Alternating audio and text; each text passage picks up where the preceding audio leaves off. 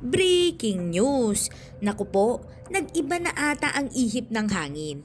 Pangulong Bongbong Marcos, trending matapos ang matunog na pahayag ng kanyang opisyal na paborableng tutugunan ng Pilipinas kung hihilingin sa Interpol ang International Criminal Court or ICC na maglabas ng warrant of arrest kaugnay sa investigasyon nito sa madugong war on drugs ni dating Pangulong Rodrigo Duterte. Kikipag-ugnayan umano ang gobyerno ng Pilipinas kung sakaling humingi ng tulong ang International Criminal Court sa International Criminal Police Organization or Interpol para makakuha ng jurisdiksyon kay dating Pangulong Rodrigo Duterte. Sa pakikipag-usap ng mga mamahayag sa palasyo sa Pasay City, pinanindigan ni Executive Secretary Lucas Bersamin na hindi nagbabago ang paninindigan ng Pilipinas sa pag-alis nito sa ICC. Ngunit idiniin na kailangan din itong igalang ang mga termino ng pagiging miyembro nito sa Interpol. Nabi ni Bersamin na kailangang tuparin ng Pilipinas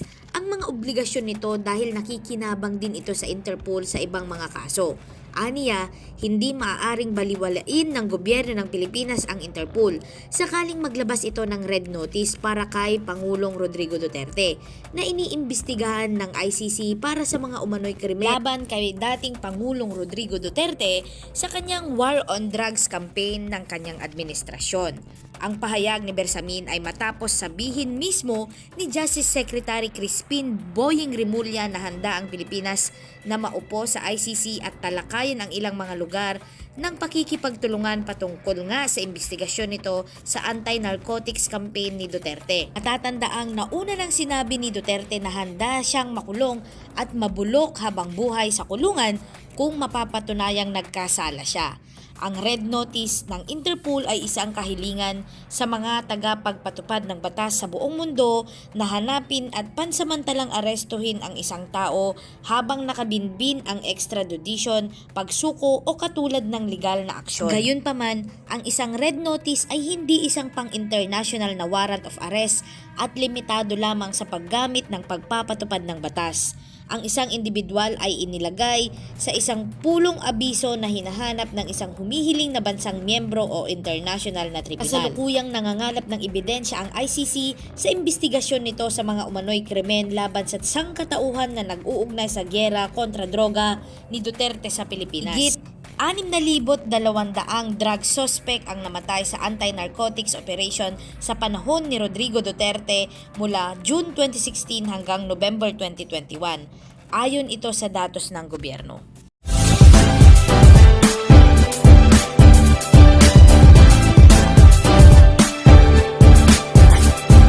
O sa bagay na to. Tsaka how does it work? No? How does it work? Ito, very interesting to. I'm sure you may write about this the next few days. Kasi ang pinaka-mechanism that is something in common between the countries is the Interpol. Remember, in The Hague, doon naka-headquarter ang ICC tsaka Interpol across each other only. Tama ba ako? Across each other. Ito yung building ng ICC. Sa tapat niya, yun ang building ng Interpol. Headquartered lahat yan sa Hague. All supported by the United Nations. So sanay mag-cooperate ang Interpol tsaka ng ICC. So pag nagkaroon na ng problema yan, they will bring it through Interpol. And we are members of the Interpol.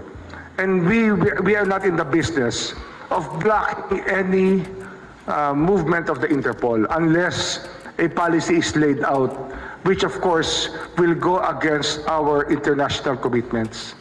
Kaya hindi natin ginagawa yan. So that is the future issue at hand now. Pag nag-issue ng warrant of arrest, it's the Interpol's job to serve it. And the Interpol, we are an adjunct of the Interpol. So yun ang storya nun.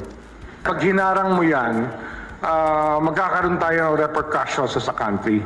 Pag-aaralan pa rin namin kung anong pwedeng gawin.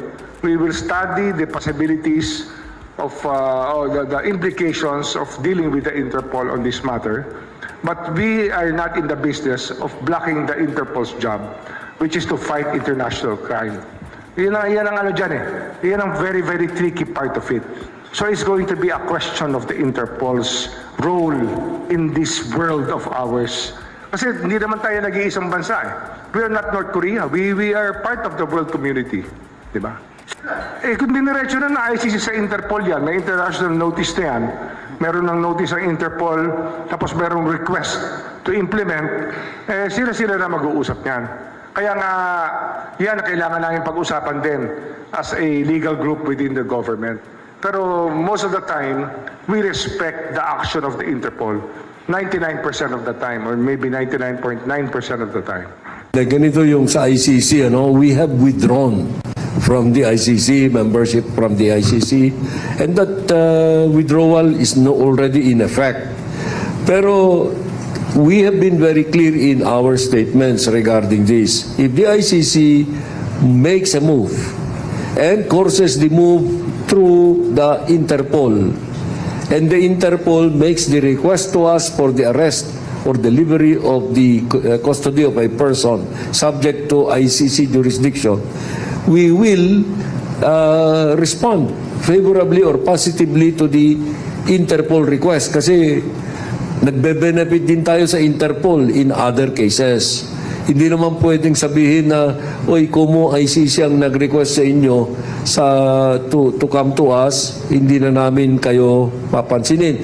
Kung tayo ang magre-request sa Interpol, hindi na rin tayo papansinin yan. Because that is committee, ang tawag doon committee.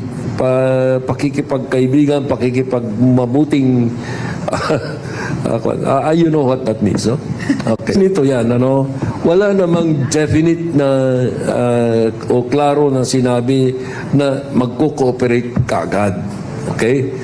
I do not even know kung ano ang ibig sabihin ni Secretary Boying.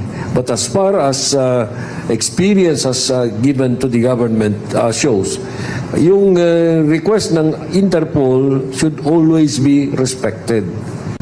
Because the Interpol is also doing us service in other areas similar to this. So, that's the meaning of committee.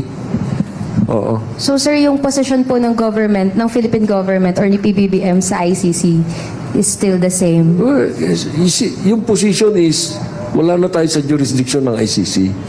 Pero that does not necessarily mean, because of what I just said, that does not necessarily mean that the order of the ICC enforced through the Interpol is to be ignored. I'm not saying na yung ICC ang inaano natin, yung Interpol ang pinagbibigyan natin. Former President Duterte's challenge to the ICC to come here already and start the investigation regarding the war on drugs. Will that change your tune? And will you now consider rejoining the ICC? Well, was the comment of the Executive Secretary, the former Chief Justice. If yun ang gugustuhin ni PRRD, hindi naman kami haharang sa mga ICC. Hindi lang kami tutulong. Ngunit, kung pumapayag siya na magpag-usap siya o magpa-imbestiga siya sa ICC, nasa kanya yun. Wala na kaming desisyon yun. Sir, ultimately, cooperate with the ICC lalo kung dinaan daw po nila sa Interpol. Is that a change of position No. from the administration? You have misread it. We do not cooperate with the ICC. That is the position of this government.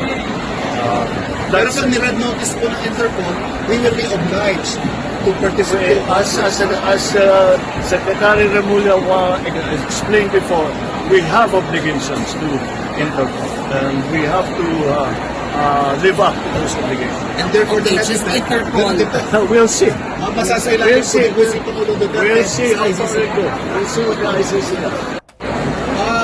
Don't you think the DOJ should also initiate reinvestigation of drug-related murders during the previous administration's time?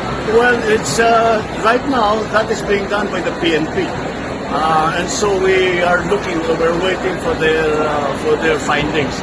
But all of the testimony that was given yesterday really will be taken in, will be assessed to see what in legal terms what is the real meaning and consequence of some of the statements made by PRRD. Now that will result in a case being filed here in the Philippines. We will just have to see. The DOJ will have to make this assessment. Have you made this?